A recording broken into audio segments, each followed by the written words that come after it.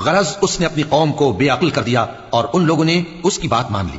بے شک وہ نافرمان لوگ تھے. پھر جب انہوں نے ہم کو خفا کیا تو ہم نے ان سے انتقام لیا اور ان سب کو ڈبو کر چھوڑا. سو ان کو گئے گزرے کر دیا اور بعد میں آنے والوں کے لیے عبرت بنا دیا. اور جب مریم کے بیٹے عیسیٰ کا حال بیان کیا گیا تو تمہاری قوم کے لوگ اس سے چلا اٹھے اور کہنے لگے کہ بھلا ہمارے معبود اچھے ہیں یا وہ یعنی عیسیٰ.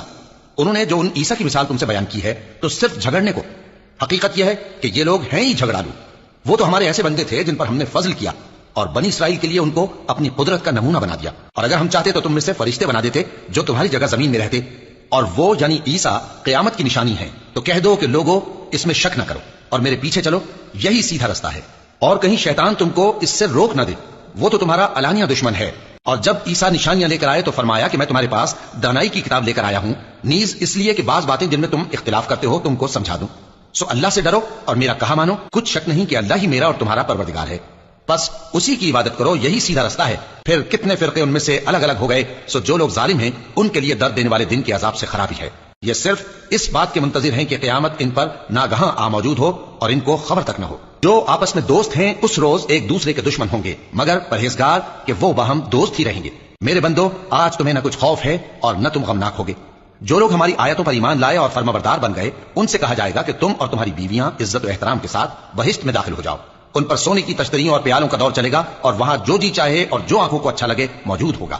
اور اے اہل جنت, تم اس میں ہمیشہ رہو گے. اور یہ جنت جس کے تم مالک بنا دیے گئے ہو تمہارے اعمال کا صلہ ہے. یہاں تمہارے لیے بہت سے میوے ہیں جن کو تم کھاؤ گے, اور گناہگار یعنی کفار ہمیشہ دوزخ کے عذاب میں رہیں گے جو ان سے ہلکا نہ کیا جائے گا, اور وہ اس میں نا امید ہو کر پڑے رہیں گے. اور ہم نے ان پر ظلم نہیں کیا بلکہ وہی اپنے آپ پر ظلم کرتے تھے. اور وہ پکاریں گے کہ اے مالک, اے دوزخ کے نگراں, تمہارا پروردگار ہمیں موت ہی دے دے. وہ کہے گا کہ تم ہمیشہ اسی حالت میں رہو گے. ہم تمہارے پاس حق لے کر پہنچے لیکن تم میں سے اکثر حق سے ناخوش ہوتے رہے. کیا انہوں نے کوئی بات ٹھہرا رکھی ہے؟ تو ہم بھی کچھ ٹھہرانے والے ہیں. کیا یہ لوگ یہ خیال کرتے ہیں کہ ہم ان کی پوشیدہ باتوں اور سرگوشیوں کو سنتے نہیں؟ کیوں نہیں, سب سنتے ہیں, اور ہمارے فرشتے ان کے پاس ان کی سب باتیں لکھ لیتے ہیں. کہہ دو کہ اگر رحمان کے لیے اولاد ہو تو میں سب سے پہلے اس کی عبادت کرنے والا ہوں.